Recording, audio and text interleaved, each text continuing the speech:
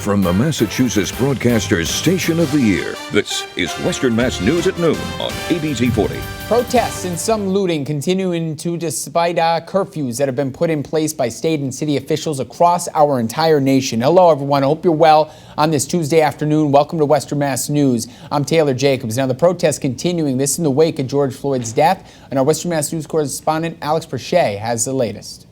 Today, a message from prosecutors in the George Floyd case. We are considering all charges. They're all on the table. Minnesota Attorney General Keith Ellison insisting his team is moving as fast as possible. I know that's unsatisfying to people. Of course, people have waited too long and have been too patient over the years, but this case must be done methodically. And a new twist, conflicting autopsy reports, both ruling Floyd's death a homicide, the county medical examiner citing a heart attack, an independent autopsy saying asphyxiation, suffocation by chest and neck compression. Ellison's comments following a seventh night of nationwide protests for George Floyd and other black victims of police brutality. When the sun went down, there was looting again in New York City.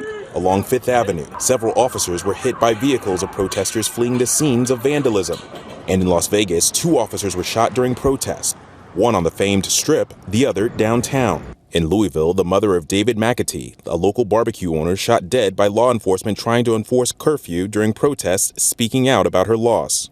When a mother loses a child, piece of you goes along right with that child. An investigation showing the officers involved did not have their body cameras activated at the time. This type of institutional failure will not be tolerated. The Louisville police chief was fired, and one officer known to have been involved was put on administrative leave. But amidst the pain, community strength, the highest-ranking uniformed member of the NYPD taking a knee with those gathered in Washington Square Park. Let New York show the country how this is done. A member of the Minnesota National Guard kneeling with protesters. And in Denver, powerful images of protesters and police in 9 minutes of silence for George Floyd.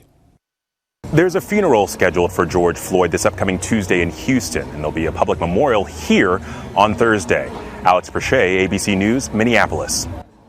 And much more locally now in Amherst, Southwick, Northampton, right here in Springfield, droves of people have been coming together for demonstrations. Now, we actually spoke with Northampton's police chief, Jody Casper, who expressed her grief for George Floyd, telling Western Mass News she understands why people are outraged. And also, during the protest, Casper and her fellow officers joined the protesters, some taking a knee in solidarity with those demonstrating, as Alex Perche was just talking about in that story. There was vandalism in the city, even at the police department headquarters. Casper, however, says no arrests were made. It was just chalk and nothing worth creating a scene over. Listen.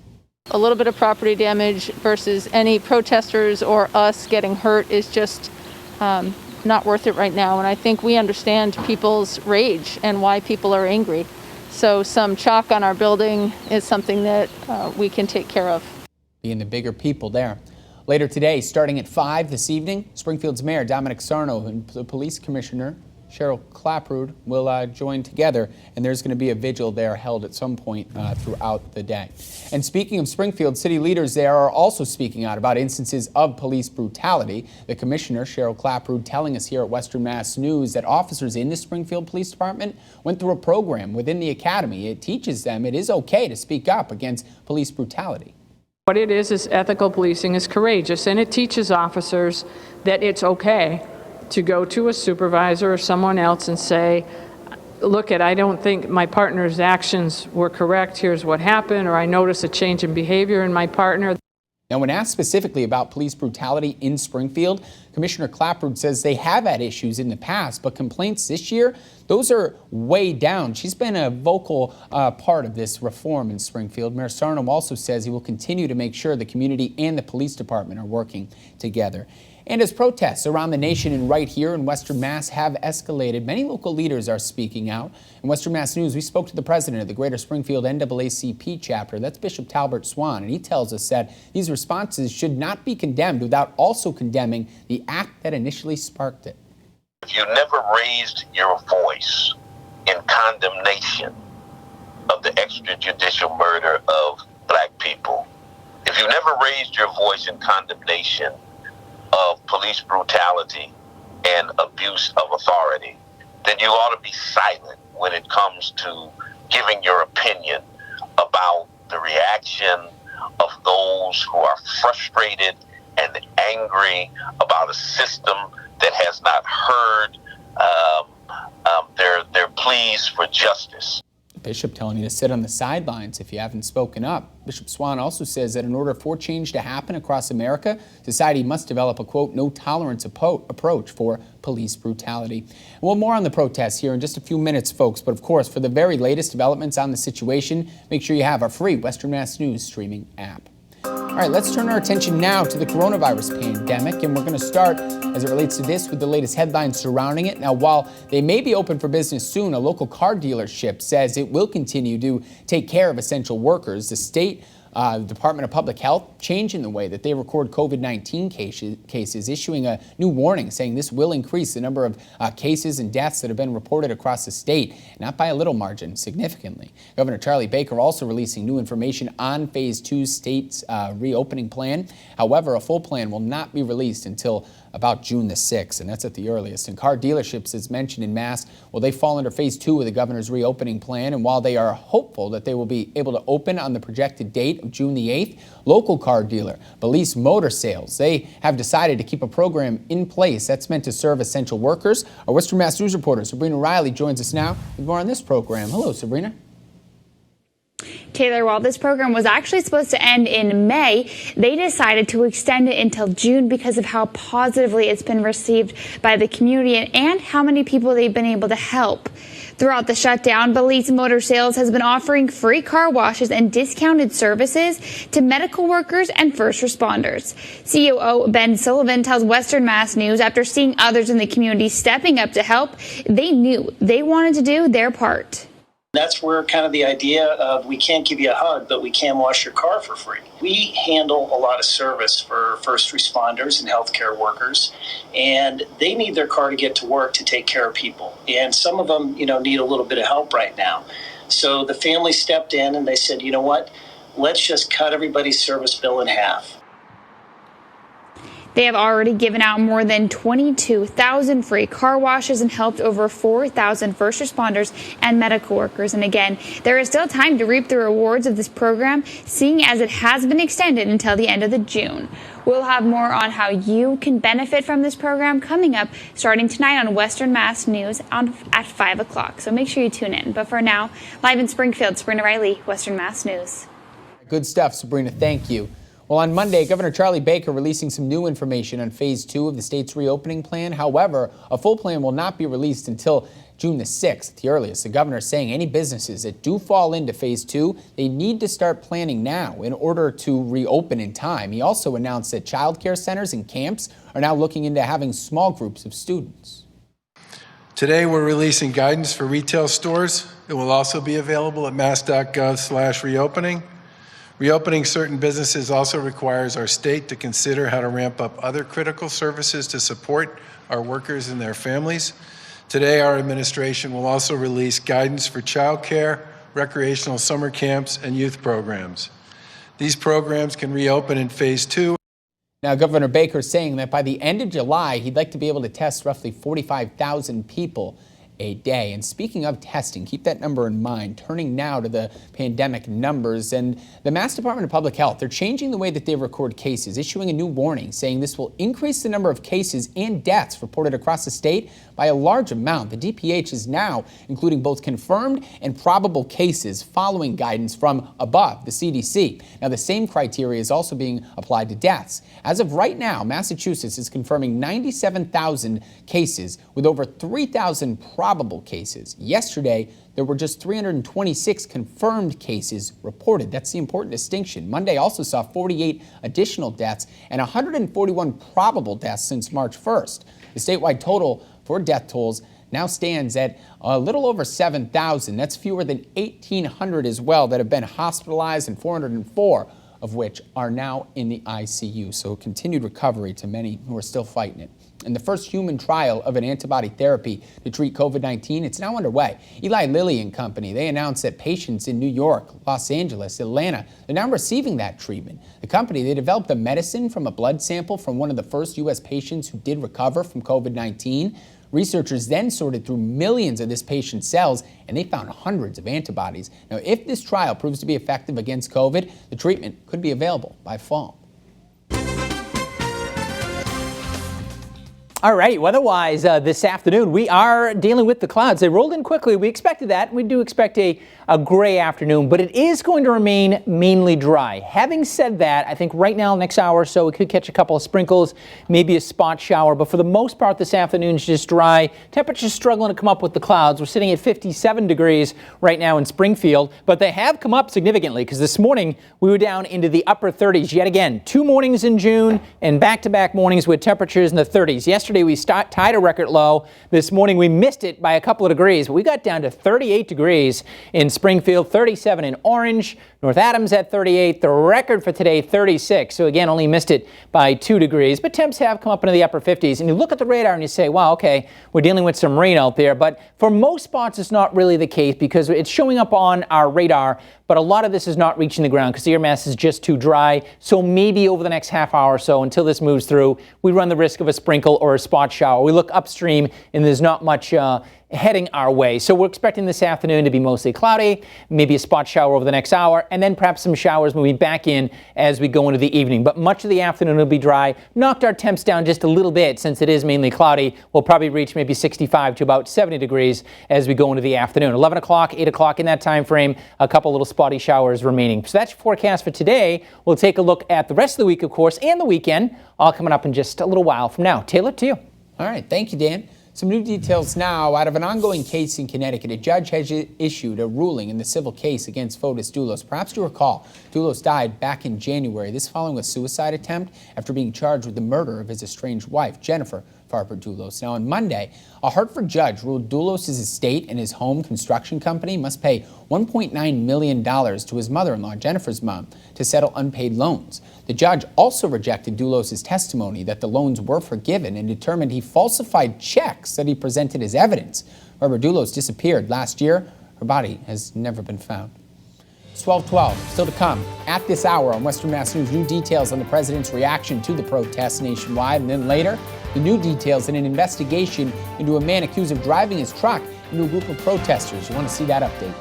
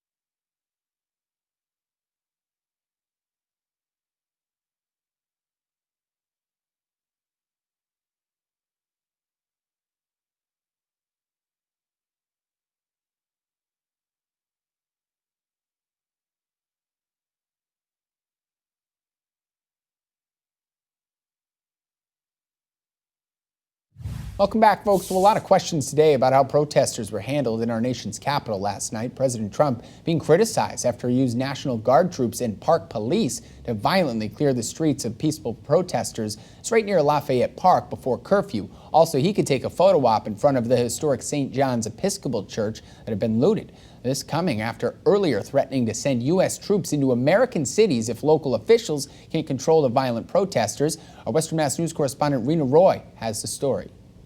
Right outside the White House Monday, thousands of peaceful protesters coming into conflict with U.S. Park Police and National Guard troops with a message for the president. As a leader, your job isn't to be a president to half the country, it's to be a president to all of the country. Things began peacefully but quickly turned tense.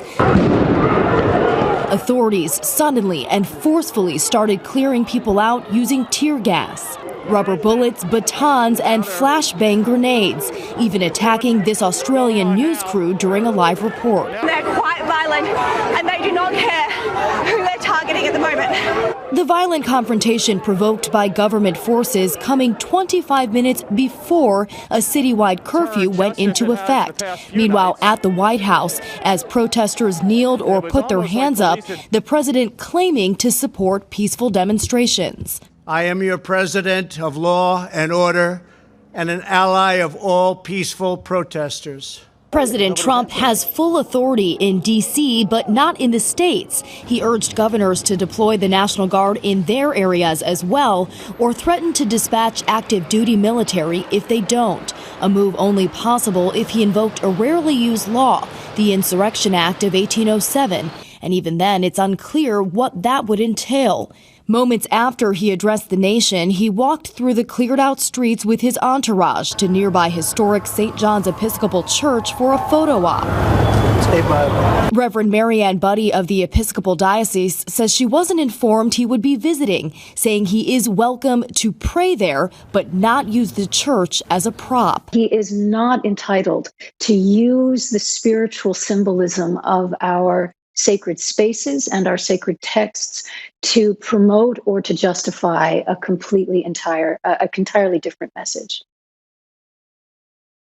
Earlier in the day, the president berated governors from both parties in a conference call, calling them weak, saying they should be arresting people and dominating the protesters. Several governors are now speaking out against his rhetoric. Rena Roy, ABC News, New York. All right, good afternoon, everybody. Let's start in the tropics because, you know, yesterday was the beginning, officially beginning of the hurricane season, June 1st. Of course, we've already had 2 named storms, and we may have a 3rd named storm over the next couple of days. But let's just kind of give you some perspective here. Here is Florida, so we are way down by Mexico, down by the Yucatan Peninsula. So this is way in the southern part of the Gulf, but it is a cluster of downpours and thunderstorms. It's Tropical Depression number 3. It'll likely fester there for a few days, and then it's forecasted to head into the Gulf and then make its way towards the Gulf Coast states. That would be along about the weekend. And if it becomes the 3rd named storm, it would be Tropical Storm Cristobal. So that's something we'll be watching too, because that moisture will be moving up into the United States, and whether or not that affects us here directly in Western Mass, it wouldn't be till the middle or latter half of next week, but something, of course, we'll be watching. Of course, we had Tropical Storm Arthur, which spun out underneath us, and very briefly, we had Tropical Storm Berta. So there you go. Already the tropical season is busy. All right, temperature right now in Springfield, we're at 57 after that morning low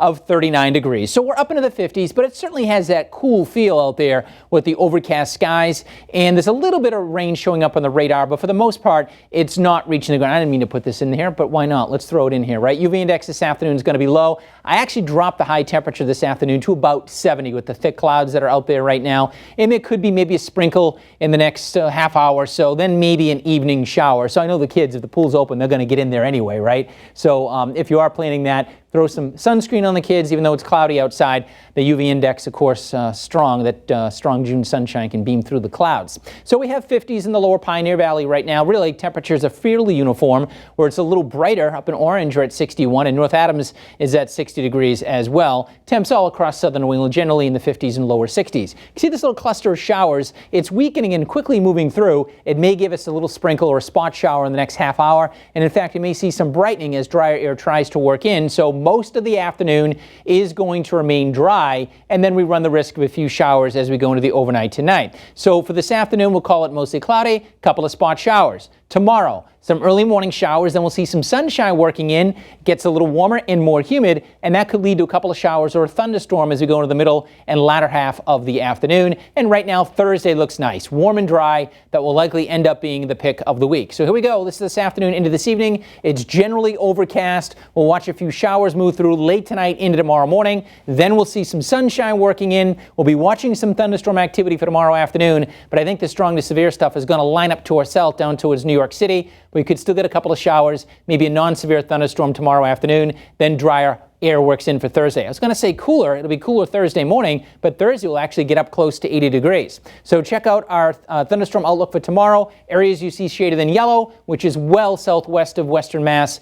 That's where we're expecting severe weather. Most likely, yeah, we could get a thunderstorm tomorrow afternoon, but most likely to be non-severe. Rain totals taking in tonight, tomorrow morning, and tomorrow late in the day, 1/4 inch to about 1/2 inch of rainfall. So today it's dry. As we go into tonight, the dew points start to come up. Tomorrow a little muggy, then we'll dry it off on Thursday. You couple that, dry air on Thursday with a temp of 82. That's some pretty nice stuff here. It'll be a bit breezy. Humidity will start to build back in Friday and as we head into the weekend. The weekend's looking a bit unsettled at this point. It's still a little too early to determine, if it'll be a washout or how much rain we'll end up getting. But right now it does look like we'll probably have to contend with at least some wet weather, especially on Saturday, and then maybe drying off on Sunday. All right, that's a look at your forecast. So we're running out of time. Have a great afternoon. Taylor, over to you. Yeah, don't take my time. Thank you, Dan. Coming up, the move Bank of America is making to fight racial inequality. Don't touch that dial. We'll be right back.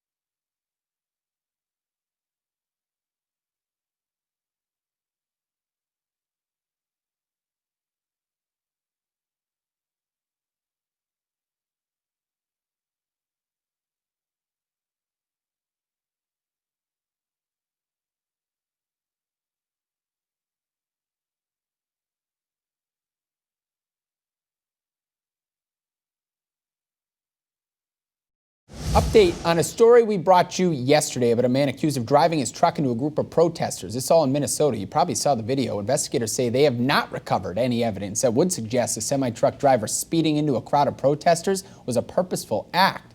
An alleged texting conversation between the 35-year-old and a friend has been circulating on social media, and it suggests that what happened that day might have been intentional, but authorities say there's nothing to suggest that's the case.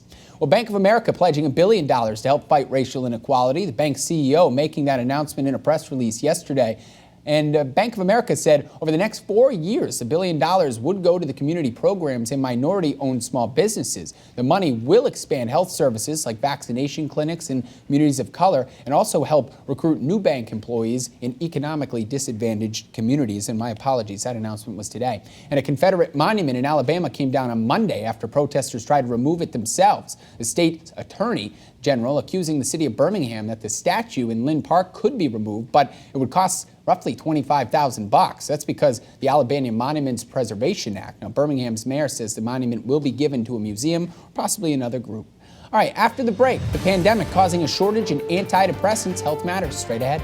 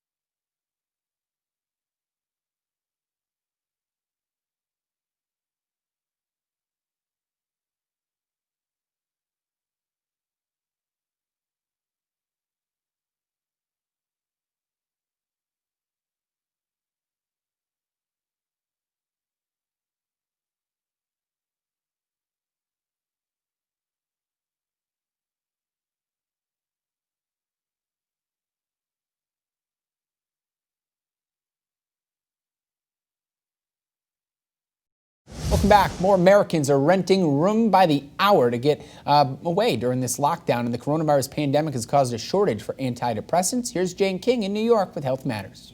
Zoloft, which is one of the most widely prescribed antidepressant medications in the U.S., has fallen into short supply, according to Bloomberg. The hiked-up demand is caused by mental health issues that the pandemic has triggered, like anxiety. The shortage also affects the generic drug sertraline, which is expected to face a months-long backorder. Well, Moderna set off a frenzy on Wall Street last month when it announced positive preliminary results from its coronavirus vaccine trial. As the hype grew, the young biotech company and its leading investor wasted no time capitalizing on the surging stock price. Some say there should be an investigation into those results being released, although Moderna denies any wrongdoing. And people turning to hourly rental app to get quiet time away from roommates and loved ones during the lockdown. This relatively new app is called Globe. It launched last year. It's been booming since the lockdown. The app was founded in San Francisco. It's available all over the world. It has seen some of the fastest growth and now has more than a 10,000 person waiting list, according to the New York Post. From New York, I'm Jane King. Here's to your health. All right, thank you, Jane. Straight ahead, we're going to get you answers about this horrific coronavirus, speaking with a local expert, find out how you can stay healthy. And if you think it's tough shopping for Father's Day during a pandemic, well, guess what, folks? We got you covered. Tips that go beyond that necktie right after this.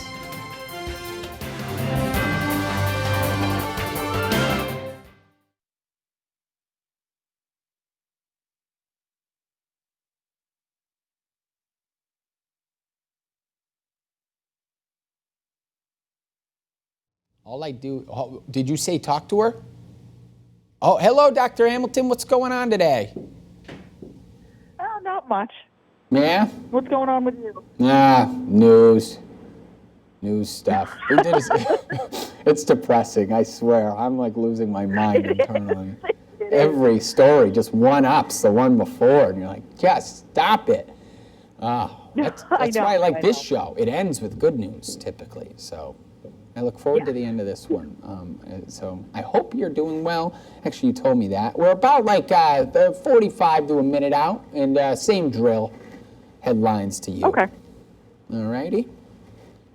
All right.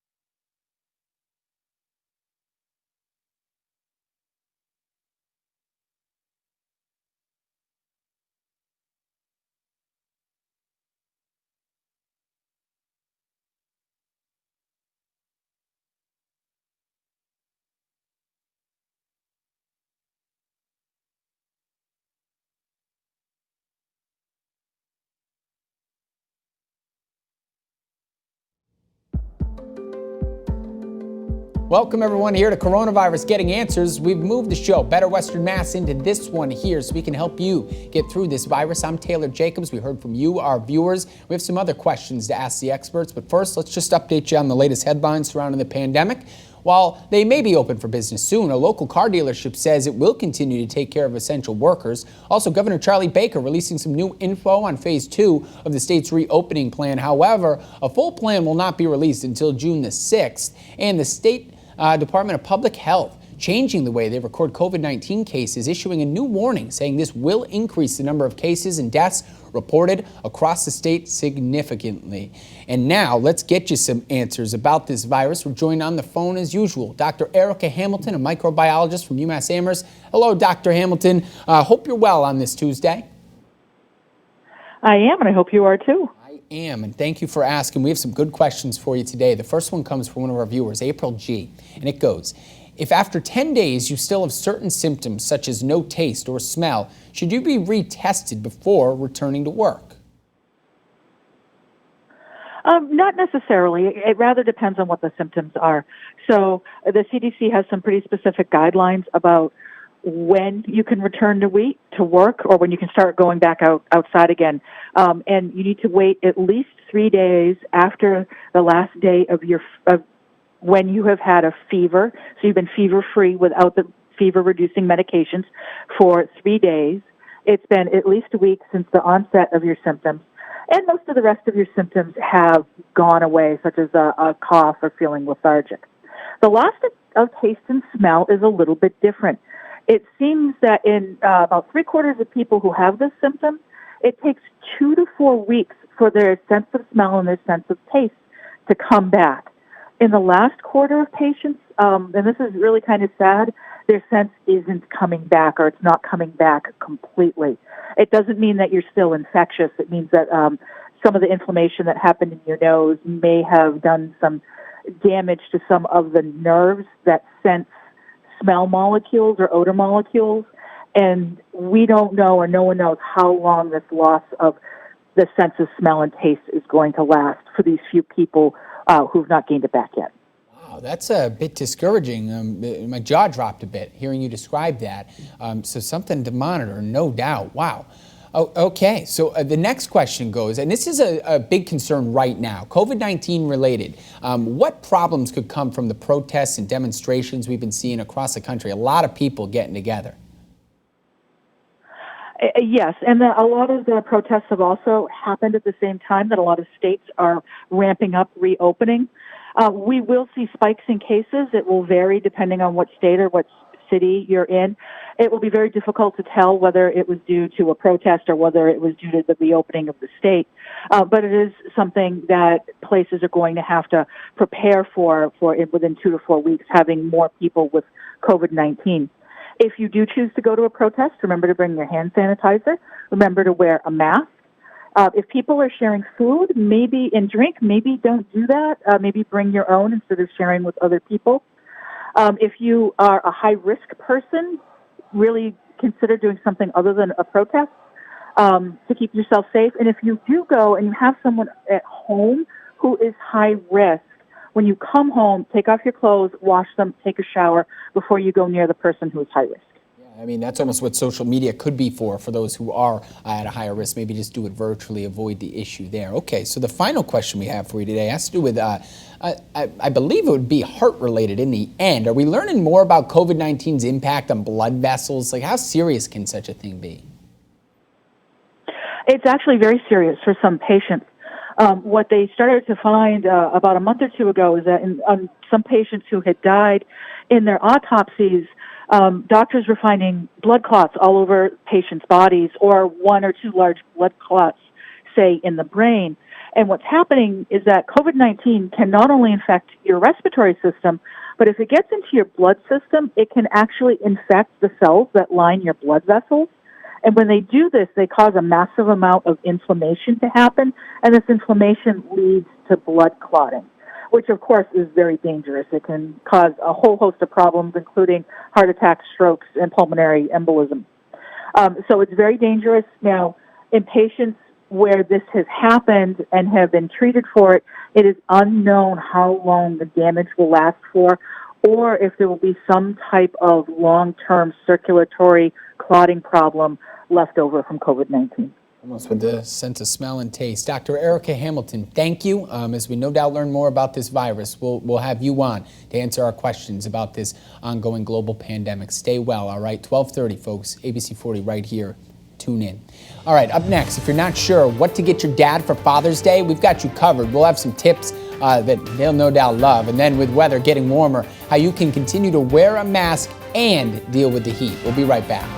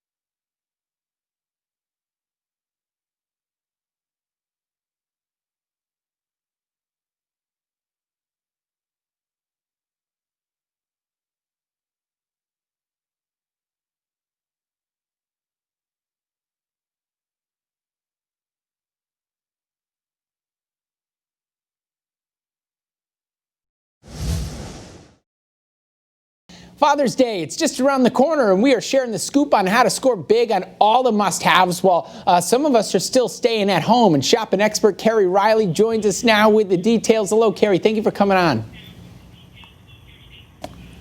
Thank you for having me. Yeah, you have so much stuff in front of you, and I guess money right now in this pandemic a bit tight. Do you have any ways we can maybe save big on Father's Day gifts this year? Absolutely. I can't wait to tell you about all these amazing gifts I have here from eBay. They're already celebrating with hundreds of must-have deals for the dads in your life. And shoppers can buy dad's go-to gear at go-to prices by going to ebay.com/Father's Day to shop new and refurbished products from top brands, including Jabra, Milwaukee, Cuisinart, and much more. Wow, so what do you mean refurbished? Is that like it was used, but then now it's made to look new again and still works the same deal? That sounds cheaper, too. Absolutely. So eBay recently conducted a survey and found that 87% of Americans are shopping secondhand right now. And the majority, about 62%, opt to shop secondhand to save money. And on eBay, shoppers can easily save hundreds of dollars on everything from electronics, tools, home and kitchen appliances, and more by buying trusted or like new refurbished items from eBay-approved sellers at a fraction of the price. Yeah, and you can rest assured because the items are actually inspected and they're certified by manufacturers to be as good as new. In fact, most of these items have never been used, whether they're simply just extra stock or returns. And plus, most certified refurbished sellers offer a product warranty of at least 90 days and a 30-day return policy.